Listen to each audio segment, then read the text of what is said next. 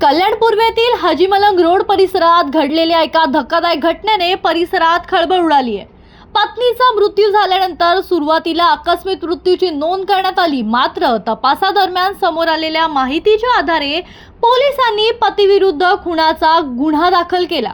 Kolsewadi police ठाण्यात दाखल झालेल्या फिर्यादीनुसार मृत महिला आयशा बानो मुबीन खान या आपल्या पती मुबीन खान यांच्यासोबत विष्णुदास राधाकृष्ण पार्क समोर 100 फुटी रोड परिसरात राहत होत्या।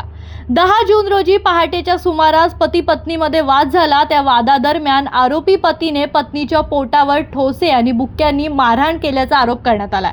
या मारहाणीत आयशा बानो यांचा मृत्यू झाल्याची धक्कादायक घटना समोर आली आहे। या मारहाणीत आयशा बानोचा मृत्यू झाल्याची तक्रार त्यांच्या भावाने फिरोज खान यांनी पोलिसांकडे केली। त्यानंतर कोळसेवाडी पोलिसांनी भारतीय न्याय संहिता 2023च्या कलम 103 अंतर्गत खुनाचा गुन्हा दाखल केलाय। आरोपीला पोलिसांनी ताब्यात घेतले असून पुढील तपास पोलीस निरीक्षक गणेश नाहादे यांच्या मार्गदर्शनाखाली सुरू आहे। या घटनेमुळे परिसरात हळहळ व्यक्त केली जात असून पोलिसांकडून अधिक तपास सुरू आहे।